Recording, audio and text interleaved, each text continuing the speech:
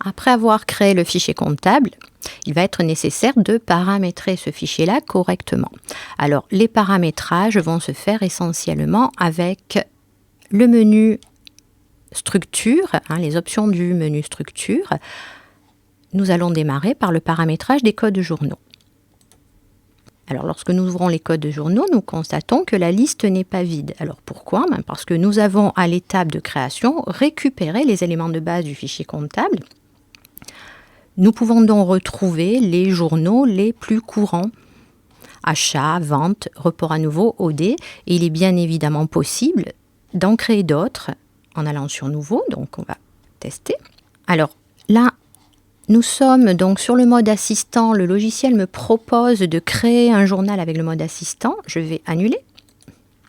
Et je vais désactiver le mode assistant que nous avions activé pour créer le fichier comptable. Et je vais faire la même chose, nouveau, voilà. Sans mode assistant. Donc on va voir vraiment en création pure.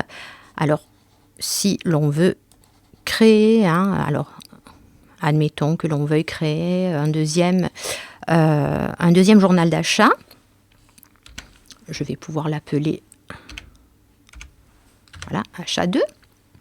Alors, le type, je vais pouvoir ici sélectionner le type de journal, achat, vente, trésorerie pour les journaux de caisse ou de banque, général pour les journaux d'OD ou remise à nouveau, ou situation pour les journaux d'engagement.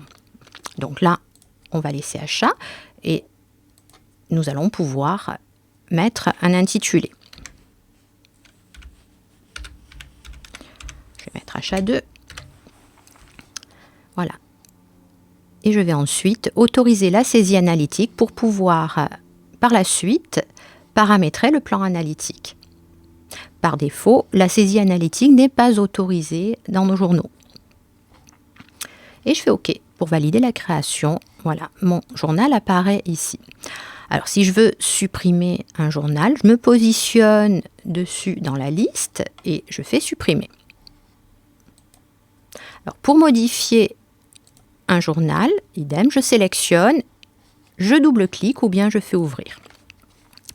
Donc là, je vais vérifier mon journal des achats. Je pourrais éventuellement en changer l'intitulé. Je vais faire de même pour les ventes.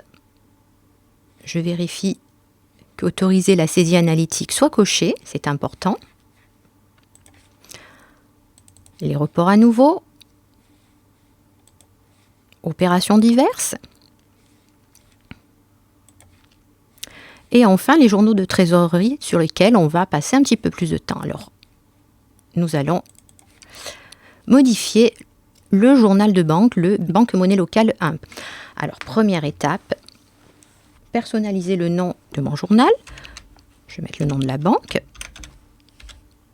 Le compte de trésorerie lié, le compte 512, lié au journal de banque. Alors, donc lorsqu'on modifie, c'est fait. Il est bien évident que si vous mouvementez en saisie un autre compte, il faudra créer ce nouveau compte et puis aller l'appeler dans le compte de trésorerie. Alors nous, dans cet exercice-là, nous allons utiliser le 512.11, voilà, que l'on peut aller visualiser, qui convient très bien. Nous allons autoriser la saisie analytique et nous allons maintenant paramétrer les paramètres de traitement. Alors, ces options-là sont très importantes. Vous pouvez constater que par défaut, aucun rapprochement bancaire ne sera possible. Et si ces options-là ne sont pas modifiées, il ne sera pas possible d'effectuer un rapprochement bancaire sur ce journal-là. Donc, ce qui va être quand même assez embêtant. Alors, contrepartie. Tout d'abord, deux options. Centraliser toutes les écritures de banque ou bien générer une contrepartie à chaque ligne. Alors là, tout dépend de vos préférences, je dirais, de vos habitudes de saisie. Donc, si vous laissez centraliser toutes les écritures de banque, vous n'aurez en fait une ligne de banque qu'à la fin du mois. C'est-à-dire que le journal va cumuler, pour le compte 512, va cumuler complètement tous vos montants. Et vous n'aurez que les contreparties. Inversement, générer une contrepartie à chaque ligne, on pourra de manière plus classique, dans ce cas-là, avoir la ligne de banque après chaque mouvement. Par exemple, je règle un fournisseur, je pourrais avoir immédiatement la contrepartie pour chacune des lignes. Rapprochement maintenant. Par défaut, aucun. Donc, nous avons deux options pour pouvoir effectuer notre rapprochement, contrepartie et trésorerie. Alors, nous allons choisir contrepartie, trésorerie étant l'option classique. Nous verrons à l'étape rapprochement bancaire pourquoi cette option-là est très pratique. Donc, pour les paramètres de traitement, contrepartie, générer une contrepartie à chaque ligne, ce qui est plus classique et ce qui sera peut-être plus compréhensible par la suite lors de la saisie. Rapprochement sur contrepartie, et nous allons décocher, affecter le statut réglé aux écritures qui n'est pertinent que pour les utilisateurs de Sage Gestion commerciale.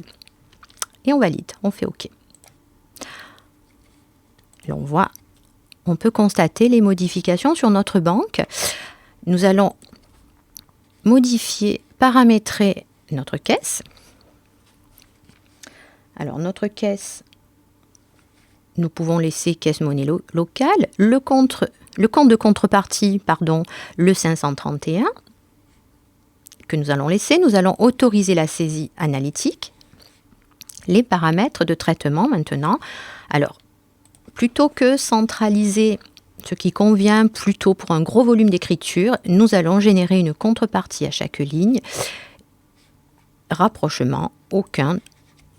Nous ne ferons pas de rapprochement sur la caisse. Et on décoche affecter le statut réglé aux écritures. On fait OK. Nos codes journaux sont maintenant correctement paramétrés. Nous allons pouvoir passer à l'étape suivante.